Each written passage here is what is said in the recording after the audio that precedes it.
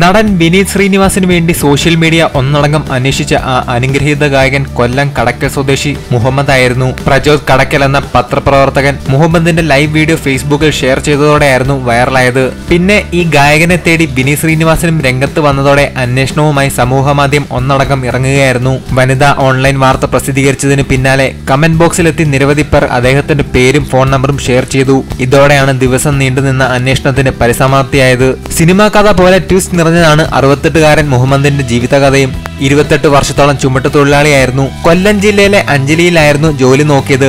ഭാര്യയും 3 മക്കളുമുണ്ട്. ഒരു അപകടത്തെ തുടർന്ന് ജോലിക്ക് പോകാനാത്ത അവസ്ഥയിലാണ്. കൂട്ടിന് വാർദ്ധക്യവുമെത്തി. അതോടെ ഭാര്യയ്ക്കും കുട്ടികൾക്കും വേണ്ടാതായി. അവഗണന കടുത്തതോടെ വീട് വിട്ടിറങ്ങിയായിരുന്നു. ഇപ്പോൾ പാട്ടാണ് ഉപജീവന മാർഗം. കവലകളിൽ കരോക്കെ വെച്ച് പാട്ട് പാടും. മൈക്ക് സെറ്റും ഓട്ടോ കൂലിയും നൽകി ബാക്കിയുള്ളതുമായി ജീവിക്കും. 6000 രൂപ വരെ ചില ദിവസങ്ങളിൽ ലഭിക്കാറുണ്ടെന്ന് മുഹമ്മദ് പറഞ്ഞു. കോട്ടയം, പത്തനംതിട്ട, ഇടുക്കി ജില്ലകളിലെ വഴിയോരങ്ങളിൽ സ്ഥിരം സാന്നിധ്യമാണ് മുഹമ്മദ്. മാർഗഴിയിൽ മല്ലിക പൂത്താൻ എന്ന ഗാനം എരുമേലി ബസ് സ്റ്റാൻഡിന് വെളിയിൽ ആലപിച്ചതാണ് പ്രജോദ് എന്ന മാധ്യമപ്രവർത്തകൻ ഫേസ്ബുക്ക് ലൈവിലൂടെ ലോകത്തെ കാണിച്ചത്. തുടർന്ന് നിരവധി പേർ ഷെയർ ചെയ്തതോടെ അജ്ഞാത ഗായകൻ താരമായി മാറുകയായിരുന്നു. ഒരു ദിവസം കൊണ്ട് ഏകദേശം 20 ലക്ഷത്തോളം പേരാണ് ഗാനം കണ്ടത്. അങ്ങനെയാണ് നടനും ഗായകനുമായ വിനീത് ശ്രീനിവാസന്റെ ശ്രദ്ധയിൽപ്പെടുന്നത്.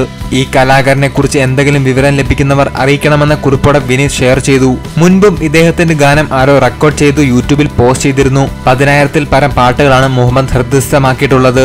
ഏറെയും പഴയ ഗാനങ്ങൾ. എരുമേലിയിൽ മുഹമ്മദിന്റെ 3 മണിക്കൂർ പ്രകടനം കണ്ടു നാട്ടുകാർ അന്തം വിട്ടു. പാട്ടു കേട്ടു നിന്ന ജനം നിർത്താതെ കൈയടിച്ചു. ഈ ചാനൽ സബ്സ്ക്രൈബ് ചെയ്തു ബെല്ലൈക്കണിൽ അമർത്തൂ. പുതുപുത്തൻ വിനോദ വാർത്തകൾ എന്നും നിങ്ങളെ തേടിയെത്തുന്നതായിരിക്കും.